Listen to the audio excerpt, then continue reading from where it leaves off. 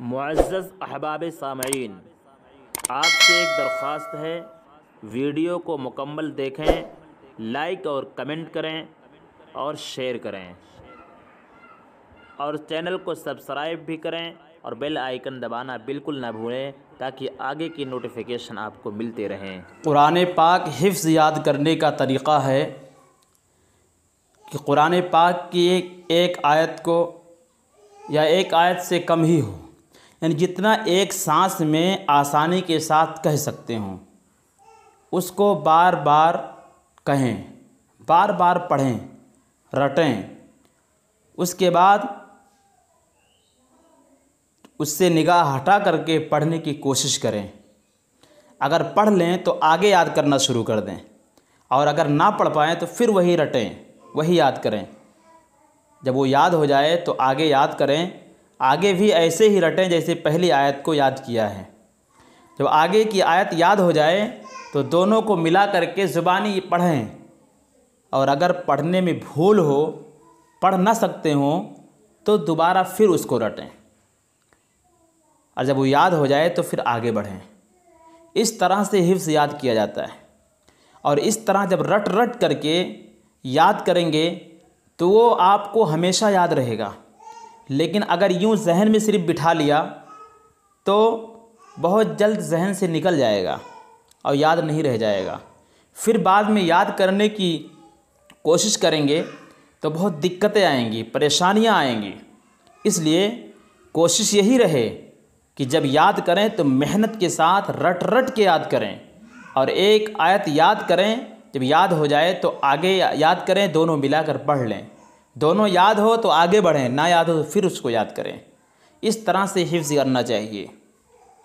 और इसके अलावा जो नुस्खे बताए गए हैं कि हम दरूद शरीफ का एहतमाम करें, दुआओं का एहतमाम करें, सूरह वाक़िया का एहतमाम करें, ये सारी चीज़ें, सूरह यासीन का एहतमाम करें, वो अलग अलग चीज़ें हैं। अल्लाह वालों ने अलग अलग तरीक़े से अपने अपने नुस्खे बताए हैं। लेकिन याद करने असल चीज़ तो मेहनत है। मेहनत आप करेंगे, अल्लाह के दीन को, अल्लाह के कुरान को हासिल करने की कोशिश करेंगे तो अल्लाह रब्बुल इज़्ज़त मदद फरमाएंगे। लेकिन अल्लाह से लव लगाना चाहिए, दुआएं करनी चाहिए, अल्लाह से मांगना चाहिए कि ये इतनी मोटी किताब है, इतनी बड़ी किताब है कि इससे बढ़कर कोई किताब दुनिया में ना आई है ना आएगी। इसको हम कैसे याद कर सकते हैं? जब अल्लाह रब्बुल इज़्ज़त हमारे सीनों का इंतखाब करेंगे तभी ये हमारे सीने में महफूज हो सकता है। अल्लाह पाक ने जिन लोगों के सीने को महफूज करने के लिए इंतखाब कर लिया, उन लोगों के सीनों में कुरान महफूज है। दुनिया में ऐसे लोग भी मिलेंगे जिन्होंने हिफ्ज़ कुरान मुकम्मल किया लेकिन उसके बाद याद न कर सके, और याद कर लिया तो आगे चल कर के भुलवा दिया। तो ऐसा जब हम अमल नहीं करेंगे, कुरान की तिलावत नहीं करेंगे, कुरान को अपने सीने में महफूज करने के बाद उसकी कदर नहीं करेंगे तो अल्लाह रब्बुल इज़्ज़त अपनी इस बड़ी नेमत को छीन लेंगे। इसलिए जब हमें याद हो जाए, हम हाफिज़ कुरान बन जाएं तो उसकी कदर करते हुए उसकी तिलावत भी खूब करनी चाहिए।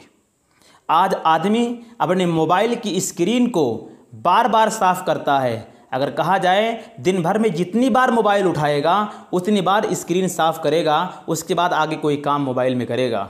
लेकिन कुरान पाक घर के अंदर महफूज जगह पर रखा हुआ है, किसी ताक में रखा हुआ है, किसी अलमारी में रखा हुआ है, लेकिन कुरान पाक उठाने की, उसको साफ़ करने की और उसकी तिलावत करने की, उसको चूमने की कभी तौफीक नहीं होती है।